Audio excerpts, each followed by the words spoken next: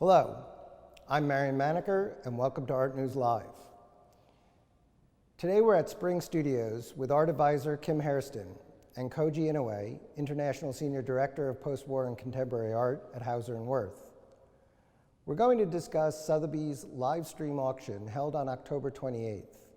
The sale made $284 million and gave us a sense of the direction of the global art market. This conversation is part of our Art Market Monitor coverage of that market, and we're just going to jump right into the conversation now. It seemed like last night the biggest drama took place before the sale when the Baltimore Museum of Art decided to withdraw the two works that were in the sale and pause the private sale of a third large Warhol. I don't think we want to get into the whole deaccessioning debate, but I did half wonder whether that wasn't a bit of a signal about market appetite, paused because of the uproar or caution about the sale. I was wondering if you guys could sort of just comment briefly. Well, you know, all the eyes were on this sale last night because there had been so much discussion and so much with respect to the Baltimore brouhaha. But it's interesting, I actually checked with a few of my sources, ones I trust quite a bit, and they were really quite bullish on what was going to happen with the still. Apparently on both of those works, they had a lot of interest, which is really interesting. I feel that probably the outcome was the best for Baltimore in the end, not so for Sotheby's, but I think had those two works really uber performed, we would be seeing a lot, opening the floodgates of deaccession. So in a way, I think the outcome was the way it was supposed to be, but there apparently was interest in both of those works. You know, what's interesting about that is the other group that sort of lost were the potential buyers. We know that there's a lot of demand out there. At the beginning of the pandemic, there's been this expression that many people were, you know, kind of rubbing their hands, hoping that things would come up on the market for various reasons. For a long time they hadn't. You know, there was a dearth. No, and stills are rare. Martins, usually large ones, are rare. There happen to be two or three that have been sold in the last few months. I mean, they're always very expensive, so that limits the number of people who are there to buy them. But Koji, do the buyers still have this feeling that they should be getting a deal? The top lot for last night's sale was $7 million for a Calder. And you know, to not see those 8-digit numbers, it's been a while. But I wouldn't say that that's, you know, when the right material comes to market, the buyers are there. I do think you saw in the Impressionist and Modern part of the sale much more compromising going on from the consigners. There were clearly, reserves had been lowered. Yes. Things were eking by. Right. There was not a frenzy. I mean, a few specific lots notwithstanding, there wasn't necessarily a frenzy. And part of that is, I mean, we've had a very long run up in the art market. We haven't had a very significant pullback in prices. Maybe we have in volume over the last 3 or 4 years. It's still, when people want to sell, they expect to get good money. And I think it feels like people are waiting it out or looking for the right opportunities. I found the Impressionist sale refreshingly sort of consistent and calming in a way. It just, after what had happened in the post-war and contemporary sale, there was a nice even drum hum, and I thought this kind of harkens back to another time, but at any rate, but there were some spectacular results as well. Well, Sotheby's rightly took a lot of pride in that they sold every lot, you know, a so-called white glove sale in the Impression and Modern part. There were a few lots removed, though. You beat me to the punch, which is a sign of just how good the auction houses have become at managing every aspect of the sale. That people would rather pull something than have it not sell, that they're in constant communication. There are very few flyers anymore, it feels like. There was also a flurry of third-party guarantees taken in both sides of the sale, in the run-up. And that's just increasing and increasing. You notice with every sale there are more and more, which is interesting. Everything has changed, but nothing has changed in the sense that, yes, like the way that we're interacting has changed, but the structure of the sales and the balance and the works that are there for certain areas, whether that's pop art or abstract expressionist or contemporary or the modern period. So, I found it interesting between the Impressionist Modern and Contemporary sale. We have a red hot market in the contemporary side that is cooling in certain components of it. And then you have a market that's been, in kind of like a stagnation or kind of like a steady state or lowered expectations with estimates that were much more moderate for Impressionist and Modern for 5 years, maybe longer. Now that's paying off in a sense that expectations are lowered and maybe the modern period is more exciting in the Impressionist and Modern arena as opposed to the Impressionists. I think that Impressionists got it right. That sale was right. I found that they didn't really adjust and show the kind of flexibility I would expect for the post-war and contemporary, in the sense that they really overestimated the appetite for the Rothko, which I liked and was in good condition, but that had been for sale in 2013. So you would have thought they would have had a better sense of that. I mean, that work overperformed. I think it was an estimate of 15 in 2013, and it went for 27. And I think that that was a little bit high too. Maybe would have started that a little lower, but interesting. But there was a lack of flexibility. I think it's specific to each piece too. There's a bit of a, I remember just how hard it is to get these sellers to consign these works and to agree to these estimates, and that's why we see so many more guarantees now. This is what needs to be done in order to get them to answer your earlier question about, yes, collectors are looking for a deal, so they're driving those estimates down as far as they can, but there are floors, and you just have to be so much more precise, whether on the auction side or on the private selling side in terms of secondary consignments. So does the new format of these live stream sales with either a limited or no audience and the way things are presented on them sort of push us towards to even more managed sales? I mean, is that one of the reasons things are being withdrawn, or is that just a separate issue? They were getting pretty managed well before COVID, I have to say. That's why I say you felt that they really were changed, orchestrated. Right? They work really hard to put these sales together. They work really hard to manage the sales. They have always had these 90-something sell-through rates, and they're able to maintain that, and that's because they know how to maneuver the sale to create a success. There were even strange pockets of interest in a market like Warhol, which has been a very hot market for 15 or 20 years and somewhat hit a wall, a plateau, whichever you want to call it, 3-4 years ago. And there hasn't been a lot of major Warhols on the market. But curiously, there was a lot of bidding for two, I wouldn't call them minor, but not necessarily Warhols anyone thinks of. The late one with the Lifesavers and the Albert Einstein Which was one. fun and poppy. I kind of liked it, but the Einstein, I was a little bit surprised too. Yeah. Marion, you bring up a really good point because on the private sale side, there were so many people talking in the market before about looking for the Jewish geniuses, and the auction houses clearly picked up on this too, and they sourced against that, knowing that there would be interest. And the Lifesavers, I'm not as sure, but there was definitely bidding from Asia, and I think just with the ad series and the brilliance of that, and that late period, and how the prices are so much lower for that end of Warhol's market than the top end in the 60s paintings. There is this kind of asymmetry where I think that collectors, while they can, in Warhol, they believe and trust, and so they're excited at that kind of opportunity. Well, it just shows that people are actively, not writing off the market, but looking for places within that market that you can find, something interesting. Where we had the endangered species a few years before that. Apropos the series, I was just thinking as I was reading the catalog essay whether or not that series would be done in a time like today. Just food for thought, with cancel culture everybody so incredibly hypersensitive about these issues. Was there anything else that surprised you in these sales, either in things that did well or things that you thought there'd be more demand for? Sounds silly, it's not a surprise, but I was trying to figure out why they had to reopen the bidding for the Lynette Yiadom-Boakye. And I think I heard a little skip of a beat, a little arrhythmia. I don't know if either of you guys got that. Was there a skipped lot?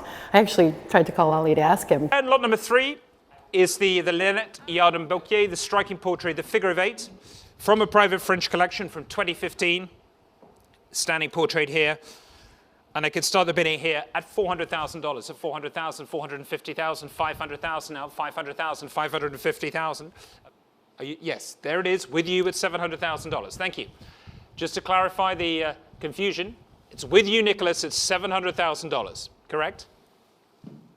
600. I was bidding 600. Georgia, we have his bid at 700,000. At 700,000, still with Nicholas, it's $700,000. And I'm going to sell it now. It's Nicholas's bidder at 700,000. It's your bid in Hong Kong. Fair warning. And against you, Greg. Last chance. And selling. Nick, it's your bid for $700,000. A few minutes later, they announced that they were bringing the lot back at the end of the post-war and contemporary part of the sale. And then they reran the bidding with an entirely different outcome.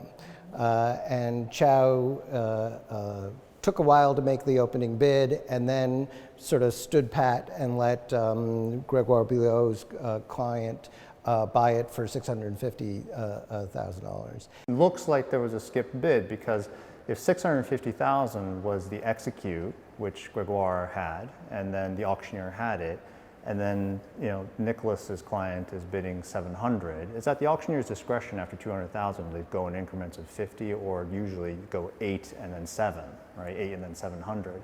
So to take 680 is what he thought he was bidding, but then to be taking 700, that created, I believe, that confusion.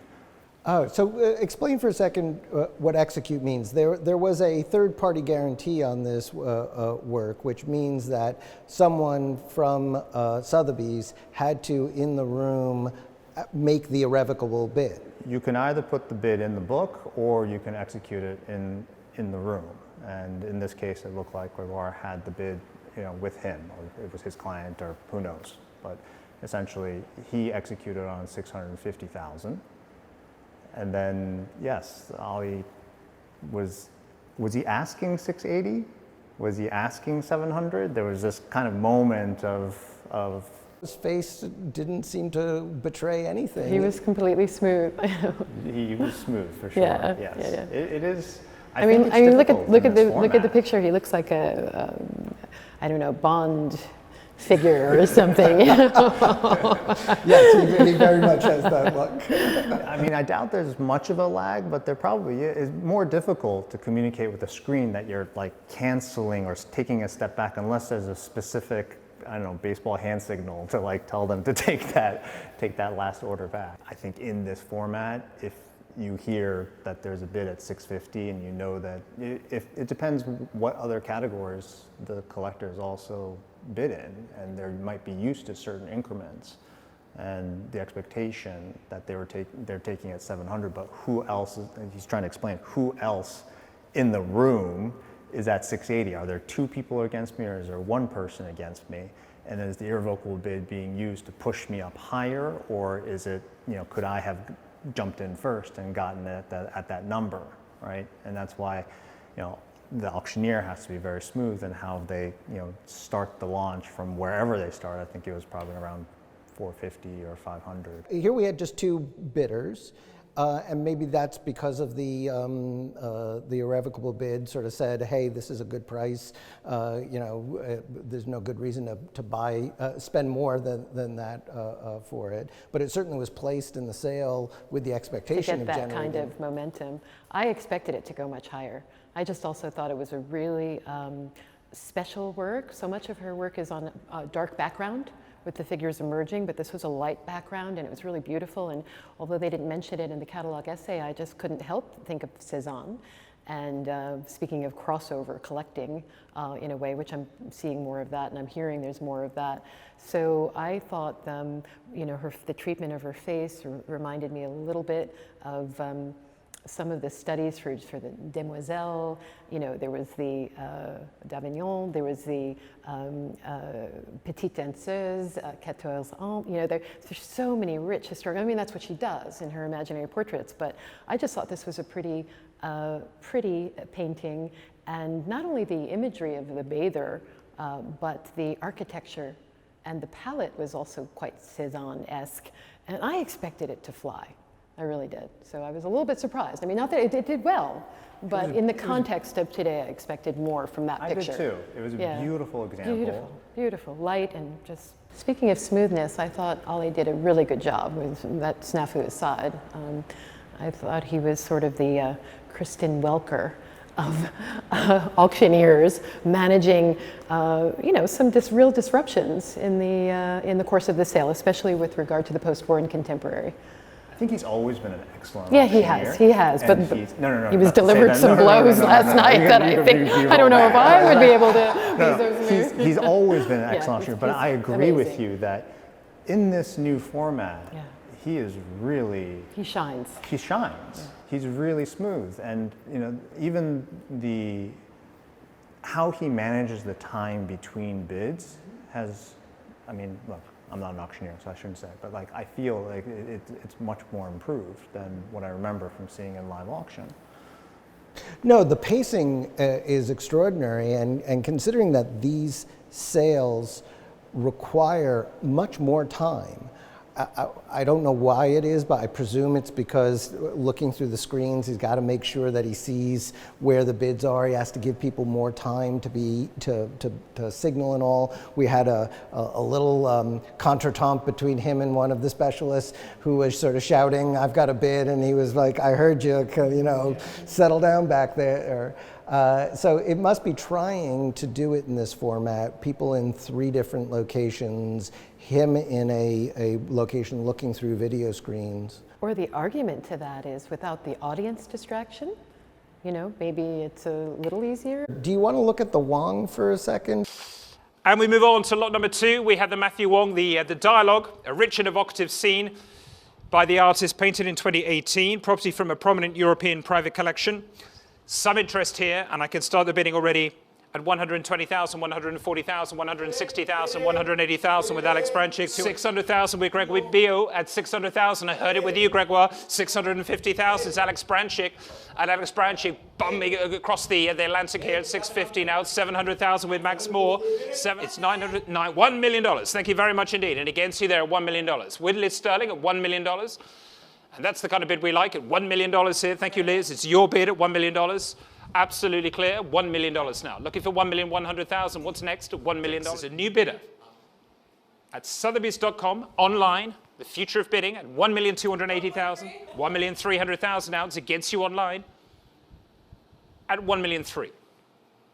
With Liz Sterling at $1,300,000 now. And are we going to go on online?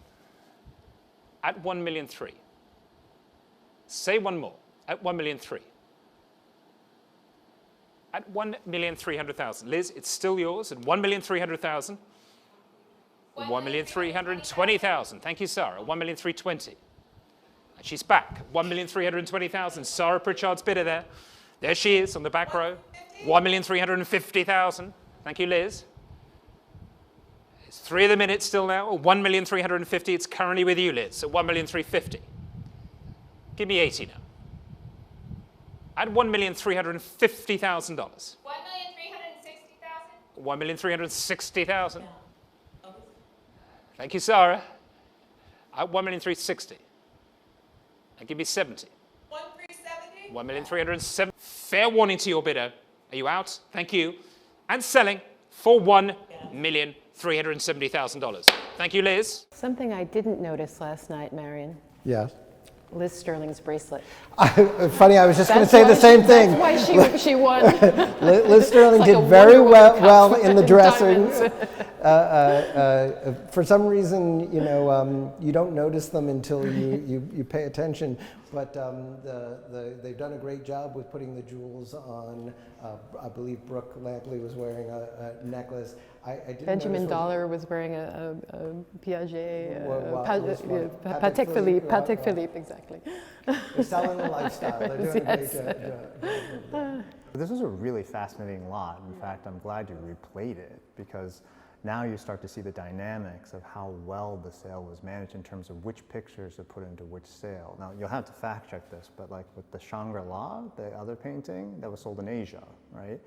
The one from earlier in the month. Earlier in the month. So just to back up, so to set up what you want to discuss, because I think it's very interesting. Matthew Wong. First of all, it's a beautiful painting, and in some ways quite striking among even the works we've seen in the last few months. But there has been a kind of spike up in his market, and then a coming down a fair bit, and then all of a sudden earlier this month, Christie sold one for $4.4 million, and it seemed to give everything a jolt again. And this is not at that level, but it's above where some of the works were selling. They were selling, I think, in the high six figures, $500,000-$600,000. And so it is, I guess the real question for you, is that a direct response to that sale? Is it just the right picture coming along at the right time? I think they picked the right picture for the right sale. Again, like Liz Sterling, historically is an American painting specialist, who's also a great Impressionist specialist and now a contemporary fine arts specialist. Her client base is still, and she has great clients, and they're still going to be very American-based. And Sarah, too, who she was bidding against as the underbidder, has great American clients. And here, you can't, maybe it's a projection, but I see Milton Avery. I see a way of contemporizing a classic American collection with something that energizes the rest. So these are real collectors that they're bidding for. For an American artist too. That's the important part of this. Is like he's a tragic figure, and that's why there's so much demand right now, because he committed suicide last year. But more importantly, there just seems to be a lot of different markets claiming them as his own, as their own. Sorry. It's a perfect storm in a sense. Yes. If you'll indulge me, I wouldn't mind looking at the Giacometti sale. Now there were 3 Giacomettis on offer. Only one ended up getting sold. One had an enormous price tag on it, which is one reason it was being sold privately, and we presume they announced at the beginning of the sale that they had sold it, so we should take them at their word. They got their $90 million or more for that. And then we had a second work that was sold privately before the sale, which we can discuss after we watch this, sort of what that means. But it was then interesting to see this happen with the remaining work. And lot number 111 has been withdrawn. So next, ladies and gentlemen, we have the prime example of Alberto Giacometti's towering female sculptures, the Femme Leone from 1947, named after the wonderful Villa Leone, of course, the Peggy Guggenheim Villa in Venice, the purchaser of the first of this cast, from 1947, cast later, of course. This is one of the first tall, static female sculptures that came to symbolize Giacometti's work for the remainder of his life. This wonderful, wonderful work. The third of the Giacomettis we've been offering this week, the only one now available for public auction. And I want to start the bidding here at $18 million, 18 million, 18 million 500,000, 19 million now, 19 million, 19 million 500,000 now, 19.5 at $19 million $500,000. In a new place in Asia. At 20,700,000, it's with Yuki. 20,800,000, thank you. Take you at 20,800,000. It's back with Brooke again at 20,800,000. Against you, Nicholas, 20,900,000. It's with Yuki again at 20,900,000. At $21 million. How did you give me 22? At 21.3, 21.4. At 21,400,000. Yuki, say one more. At 21,400,000. 21,500,000. 2,100,000. Still with Yuki here on this side of the globe. It's in Hong Kong at 22 million won. And Brooke, needing 2 from you, please. At $22,100,000. Are you out? Fair warning now. At $22,100,000. Still with Yuki, and I'm going to sell it this time. Last chance. At $22,100,000. Fair warning now. Hammer's coming up. Very last time. This masterpiece. Say one more, Brooke. 22,200,000. Thank you. At 22,200,000. 22,300,000.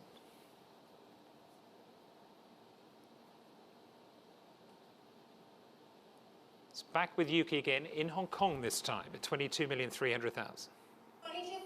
22,500,000. Thank you. Much better. Can we try 7?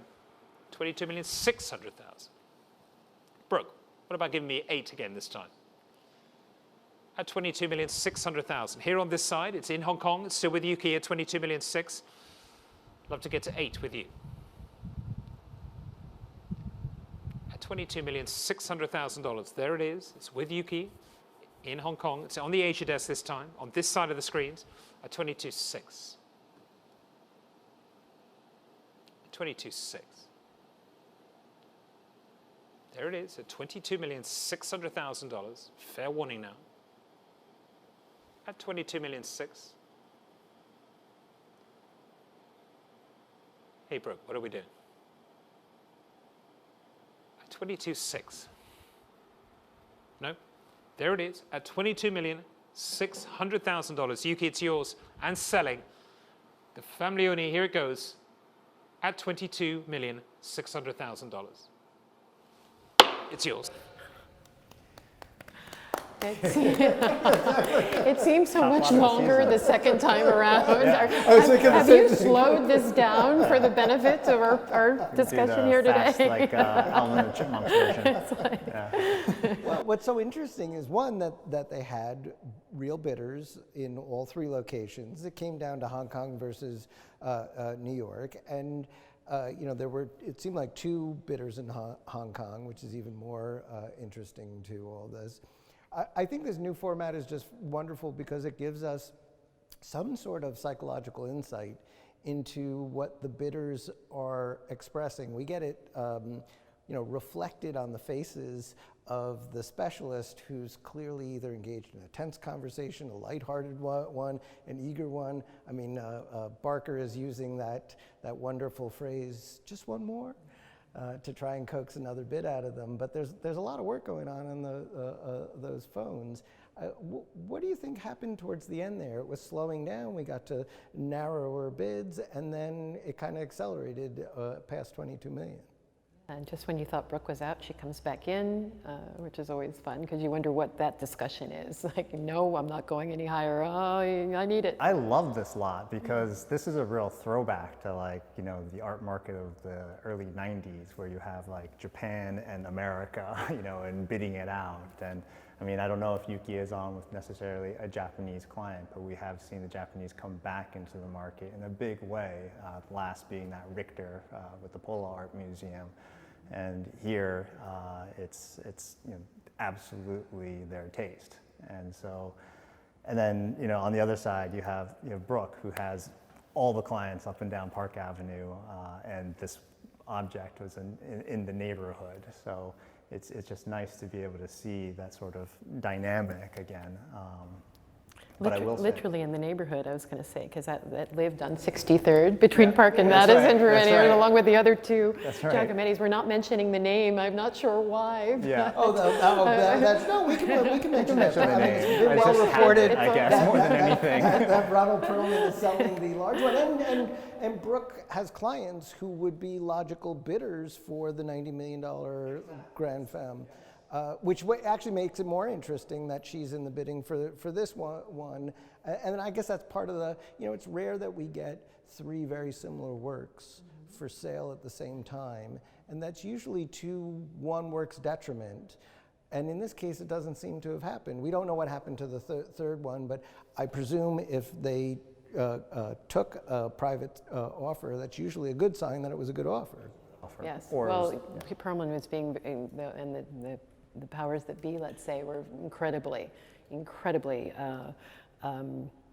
strict in terms of what was being accepted, and They really held the line, as far as I know, on a number of the pictures, especially and sculptures, the most desirable. They were not moving much, so you can pretty much know that it was good offer. It brings up another topic that maybe we can discuss about the groupings, right? If you have 3 Giacomettis, you have 2 Basquiats, and you have 3 cars, you know, which is better to sell in groups, which ones to sell separately, and this is really debated for, I'm sure, a long time in terms of what is the best methodology. But it's very tough because there's financial factors, there's artistic factors. Like remember when the Bacon triptych was sold, they were actually broken up and they were brought back together over time. And in the case of the Basquiats, you know, they were heavily exhibited by Akira Ikeda and, you know, had a long international life and then went to Navarra, but they were from separate places and he brought them back together. Artistically, do they belong together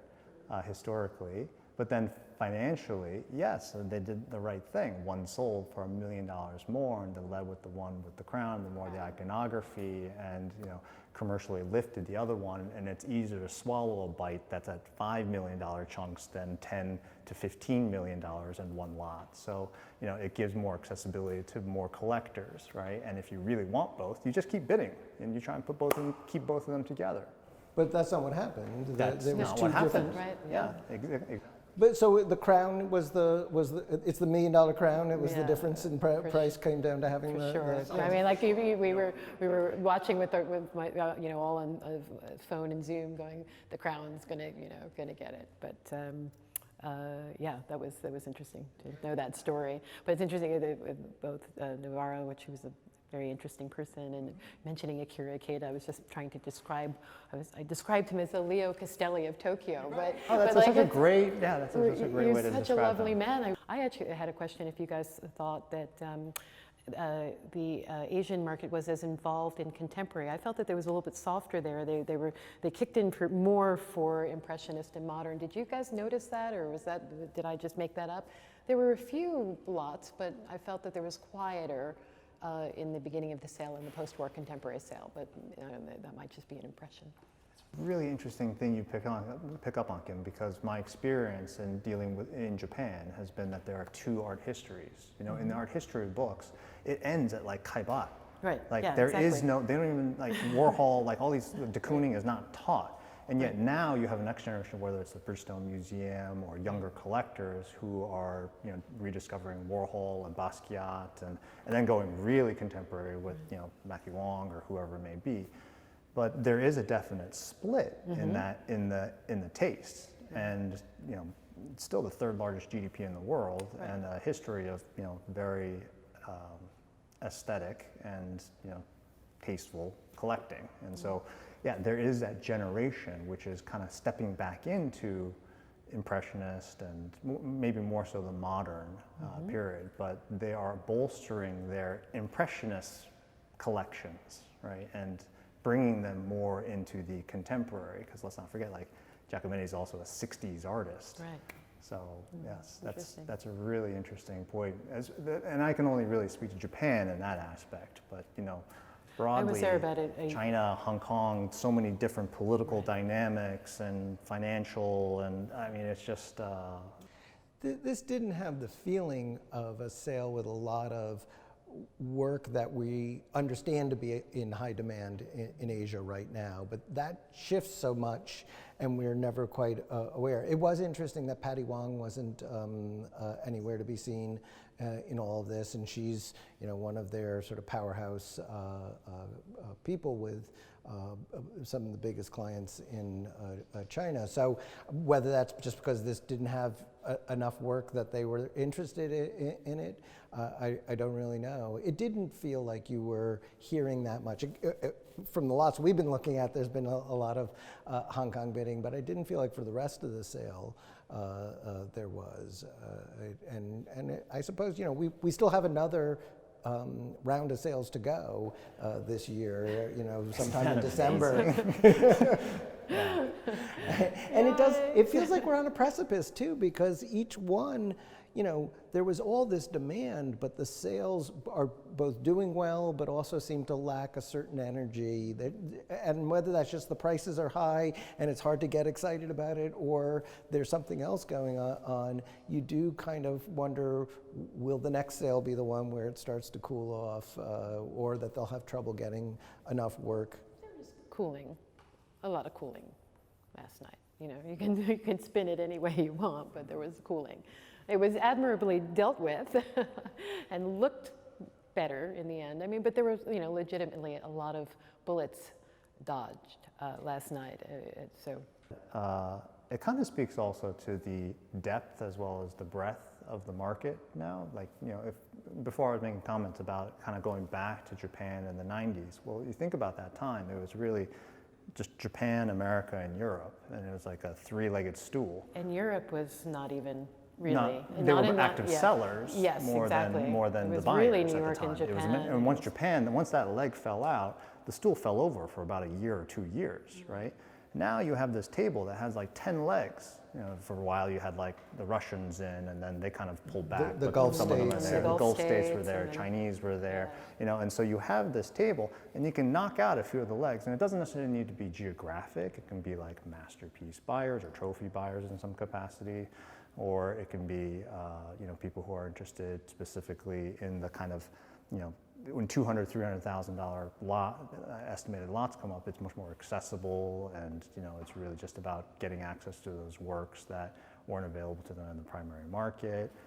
There are different motivations and factors that come into the reasons for bidding in auction. And so even though maybe, you know, we've taken, maybe even from the auction house perspective as well as from the collector's perspective, taken a step back from let's stop selling $100 million objects for a few seasons and see what happens in the universe, right? If that leg is missing, you still have these sales that have 90% sold, and you know, or white glove for that matter, which you didn't even see in the height of the market, right?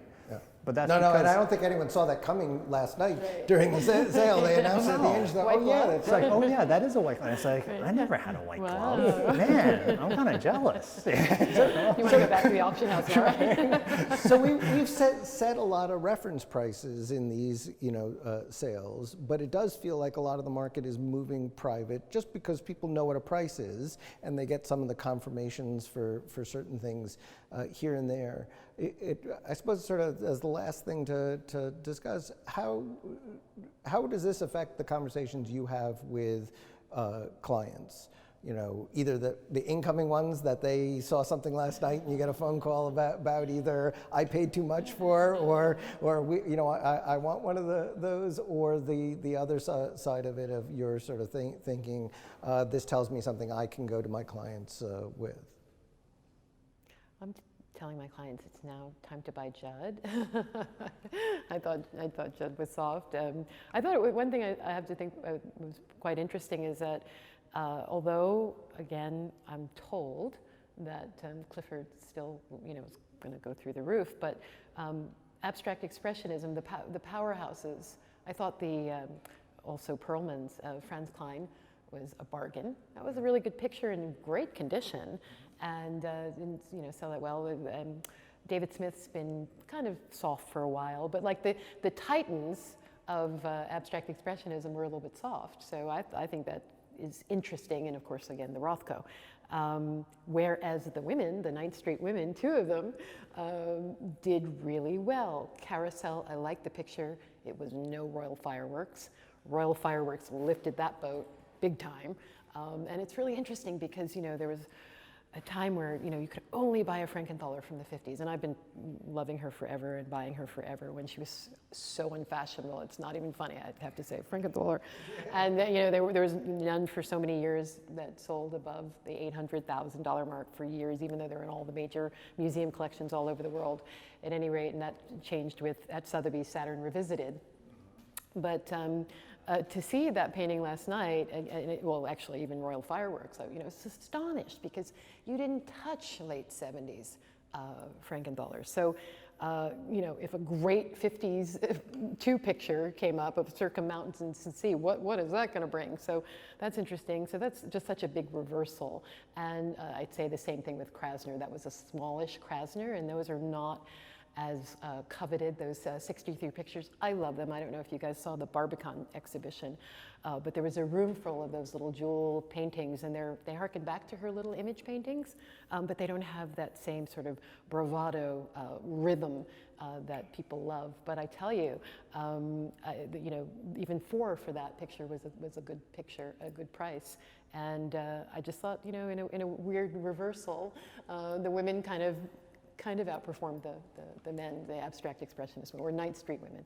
No, there's certainly more heat on Right. Women from that period, and if you're going to buy that kind of abstract work.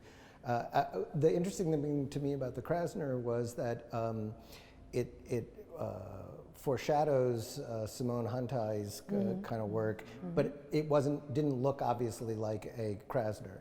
Right, Right. You would know it was, but I don't think I've placed the sister painting to that right. one. But I don't think the you know, the run of the mill even museum goer art lover would see that across the room and say, wow, that's a Krasner, which just makes it an aficionado's picture, and that there's demand for that. Missing that, you know, those crazy arabesques, but yeah, but they do connect to an earlier side of Krasner, which I think is also pretty phenomenal. I thought it was interesting to also point out who sold that painting, which was Sarah Pritchard's buyer.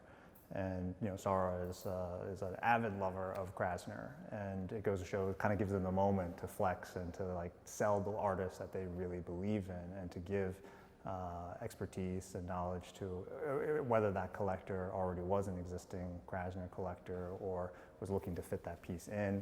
I don't know, but it was interesting to see that, yeah, for a piece that may not seem as, you know, as the crown, right? The signs and the signifiers of you know, what people are traditionally looking for.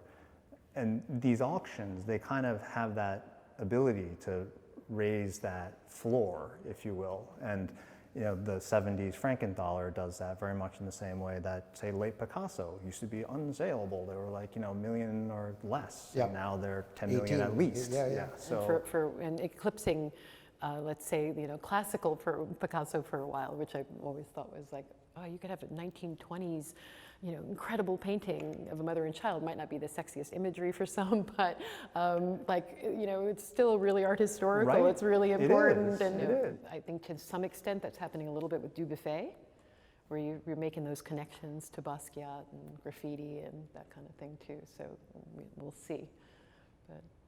But though the Deaccession Dubuffets did fine. They're Brooklyn good. did fantastic. Yeah. But they didn't take off. Now the Dubuffet market is a broad, very mature one. It's not a Paris circus. Yes, not a really in-demand kind of thing. But it's still very much, you know, truly the definition of a blue chip work, you know, owned by a major museum of a major 20th century artist who's got a lot of work and a broad base of collectors. I can't thank you enough for coming and doing this on such an awful day. It's brightened up my day, I can say at least. Mine too. And I hope we do it again soon. Would love that. Thanks for having us.